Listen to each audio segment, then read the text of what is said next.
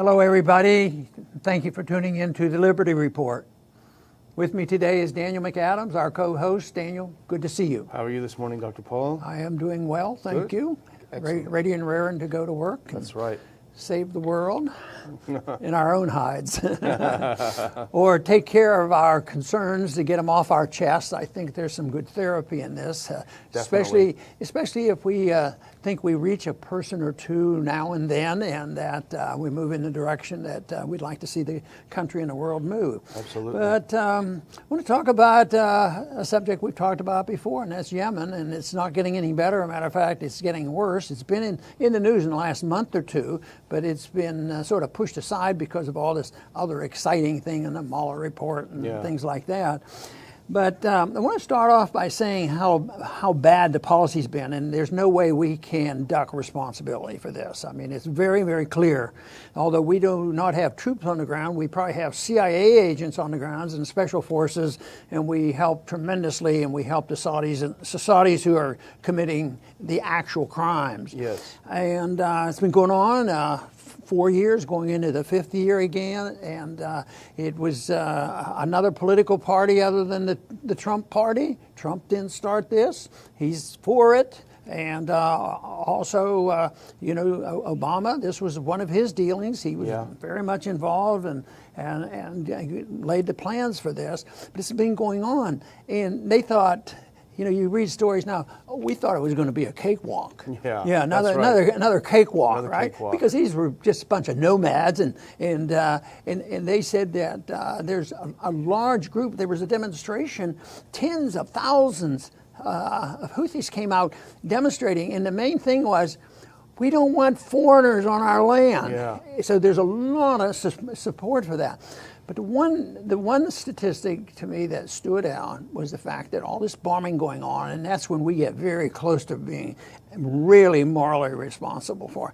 85,000 is estimated children under the age of 5 have starved to death. It's terrible. And it's supposed to be now considered one of probably the worst thing going on right now. You'd be much better off in the worst of communist countries. Not that I'm going to defend them, but at least you don't see as much starvation as we see in this type of a conflict.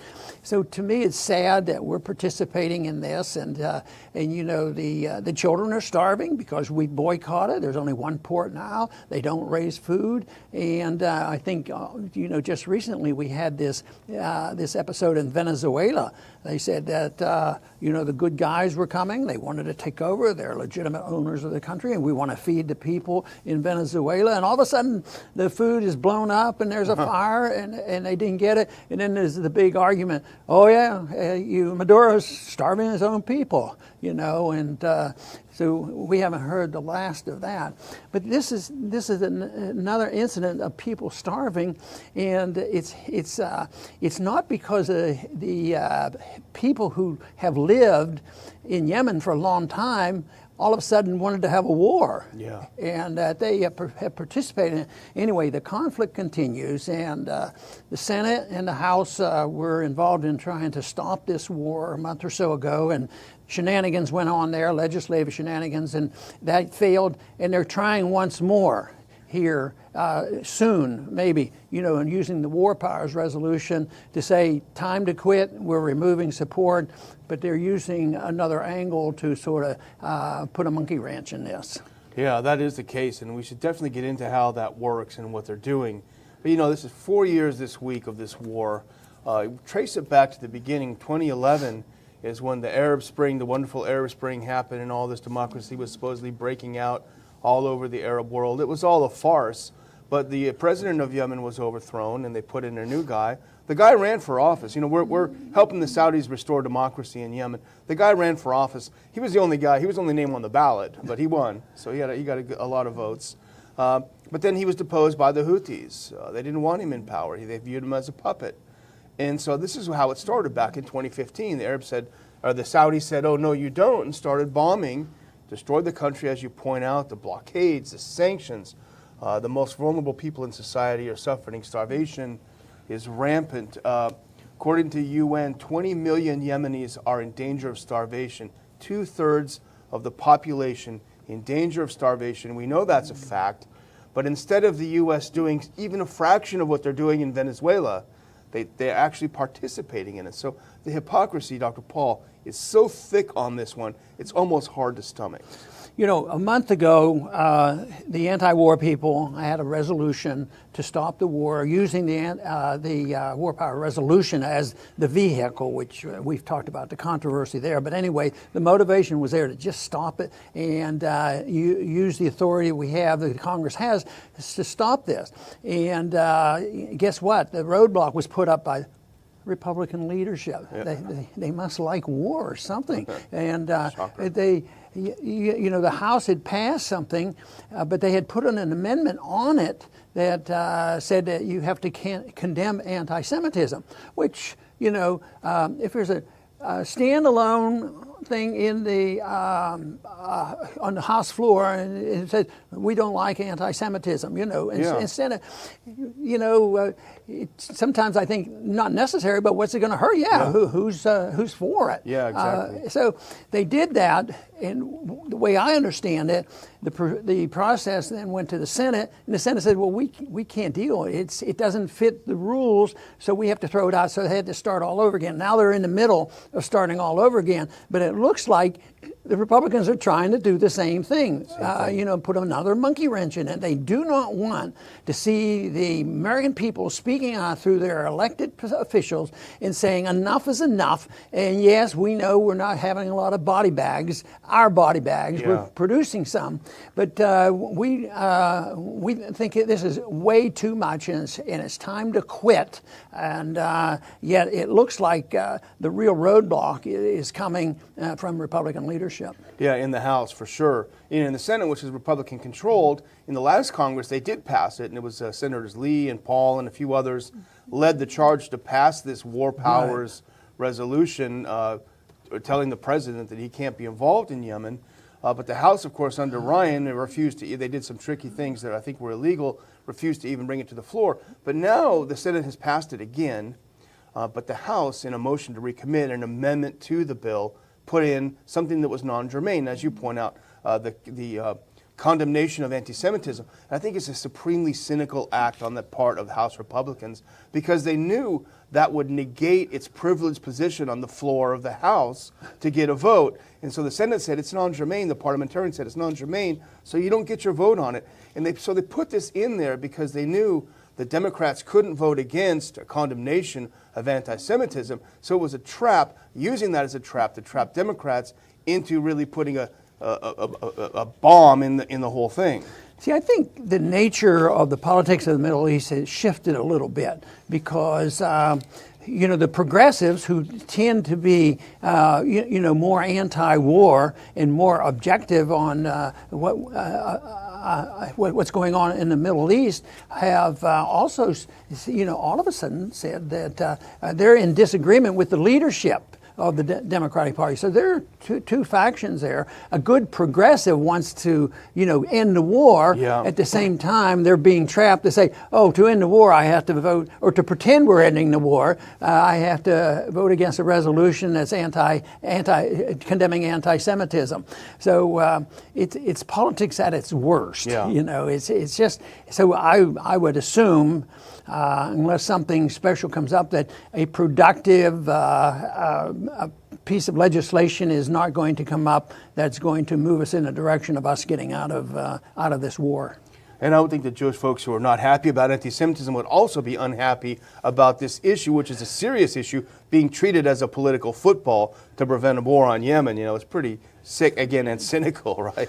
Yeah, but Trump's support for this war has been pretty clean cut, mainly because there's been no doubt that his support for Saudi Arabia is beyond it. Look how he has defied, the murder. Khashoggi. But he still defended him and wants to stick with them. And of course he's very, very strong in support for Israel, and Israel's in support of the Saudis, and also subtly, if not openly, they at least use it as an excuse, well, we better be careful or Iran's going to take over Yemen. Yeah.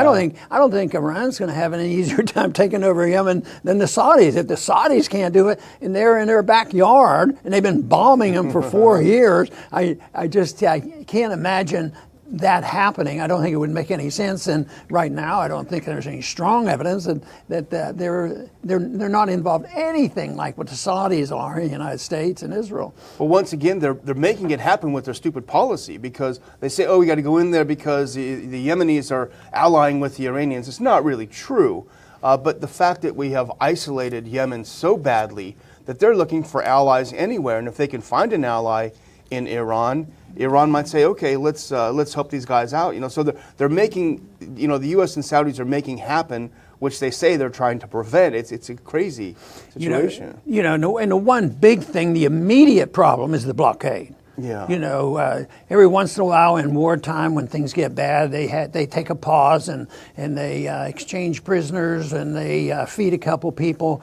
But in this case, the blockade is the big deal, and that's what's causing the starvation. And yet that does not look like that's going to let up. And it is such a cruel way to fight a war. Is to starve the young people. Yeah. But and for me or you or any of us to say that we're participating in it. And the statistics were horrendous in Iraq. It was admitted by our Secretary of State that 500,000 young people, children, died due to our bombing and our sanctions in the 80s, or it was the 90s. It would have been in the 90s when we were leading up to a really good excuse so we could fight Saddam Hussein after us, destroying the country. That is so bad, and that is why. Of course, as a non-interventionist, it's easier for some people to see, well, I understand the military stuff, we don't do that. But humanitarianism, and we would sort of split onto anti-war left, progressives, when I was in office, because they would say, yeah, you're right, we don't want to send any weapons, but we have to send them the food. We have to send them the food. But first, the principle remains the same. Yes, if you're a humanitarian, you want to donate some money and send the Red Cross over there, that's one thing. Yeah. But to use tax authority is not technically constitutional to do this. So, but the whole thing is there's no practical benefit to it. This whole idea that if they could only get some food into these areas, whether it's Syria or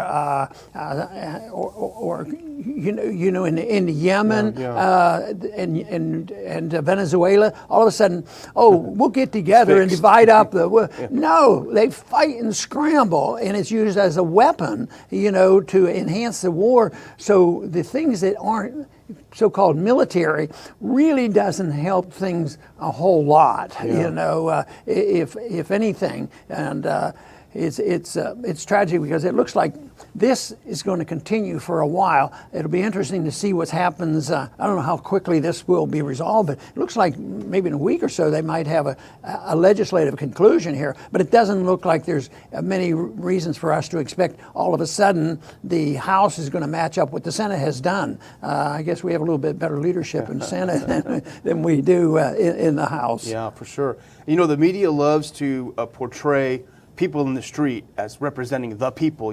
The people are opposed to this person or that person. It usually ties in with who the federal government wants to get rid of. But there was a rally, and you alluded to it earlier, Dr. Paul, in your talk. And I think we have a picture of it. There was a rally, I think, yesterday in Yemen of people wanting to end this war. And this is something you won't see in the mainstream media here in the U.S. These people want to be left alone. They want the bombs to stop, to recover their lives, and no one's paying attention. In fact, just 2 days ago, and this happens all the time, but a Saudi missile, of course, made by us, supplied by us, Saudi missile struck a hospital in Yemen run by Save the Children charity. 7 people were killed, including 4 children, in this bomb. Yet another hospital. Can you imagine if Maduro had done something like that, or if Assad had done something like that? He bombed a hospital somewhere. We got to take him out. You don't hear about it. You don't hear about it at all. But it also reveals once again a term that's been thrown around here in the last few months of collusion. Yeah. There is collusion. There's no doubt about the kind of thing that we talk about when we talk about the deep state. There is a collusion, and it always just amazes me when somebody takes a clip from maybe the 6 or 7 top channels and they put them together. They use the same words. Same language. Same words that they'll use. Incredible. And so yes, when what you're talking about, there's a collusion. The media takes their orders, and that's why this Mueller thing is a great thing, because it's thrown a monkey wrench into some of these people who actually started believing their own lies. Yeah. That's to me the fascinating thing to work, because they had to know they were lying. And they knew that Trump was just vulnerable. He's a jerk, and we can get rid of him in no time. Yeah. And just listen to the way the FBI talked about him. Yeah. And all of a sudden, you know, they're on the defensive now. It just breaks my heart that some of these people invested 2 years in lying to us, and guess what? They believe their own lies, and maybe truth wins out. Yeah, maybe. I was reading earlier today, Rachel Maddow's audience has plunged by 500,000, so maybe they're a little angry with her. But I would just close by saying, you know, this seems like an intractable dispute, but I really think, you know, President Trump could probably end this tomorrow. Phone call to the Saudis, hey, the jig is up. We're no longer on board with this. You need to work this out. Saudis aren't winning. They thought it'd be a cakewalk. They're not winning the war. All they're doing is slaughtering a bunch of people. We do have power, you know, by virtue of our being a partner of the Saudis, to stop this war, to finally stop the horrible killing. I hope somehow President Trump wakes up and realizes he has the power to do something very good. Very good, and I couldn't agree more with that. But you know, I follow a philosophy that says that sometimes when you grab somebody by the shirt collar and say, do this, do that, and instruct and yell and scream, it doesn't do any good. So I've also worked on the assumption that expressing oneself and giving an opinion, if it falls on open ears and open minds, maybe it will do some good. So I guess what I'm going to tell you today is I'm not going to place that phone call to Donald Trump to tell him what he should do. I'm not going to do that for one good reason. I don't think he'll take my call. And the second reason, I don't think he's quite ready to change. But Daniel's suggestion is perfect. He should change his mind. He's changed his mind before, and unfortunately, from my viewpoint, where he's the most consistent with his campaigning and what he's doing now has been that he hasn't been on the right side of some of these issues, especially when it comes to things like Yemen and when it comes to Iran and the sanctions and this sort of thing. He sticks to his guns, but he's changed his mind before. So we offer it as a suggestion, and I have an open line in case one of his assistants wants to call and get my opinion. I'll be glad to give it, but I am not going to pretend that I'm going to point my finger and say, you do it this way or else, because I have no clout other than dealing in the world of ideas, and yet I have a lot of confidence in the world of ideas. There's a lot to be said about it. Ideas do have consequences, and they make the difference. So I don't feel like we waste our time, and I don't feel we waste our time because we have so many of our viewers communicating with us and are enthusiastic about these principles. I sense that they're a little frustrated that we don't move more quickly and that we can't just expose what's going on these resolutions, and that tomorrow the administration changes their tune, and all of a sudden we quit supporting Saudi Arabia and the war in Yemen. Let's keep working on that, though. I want to thank everybody for tuning in today to the Liberty Report. Please come back soon.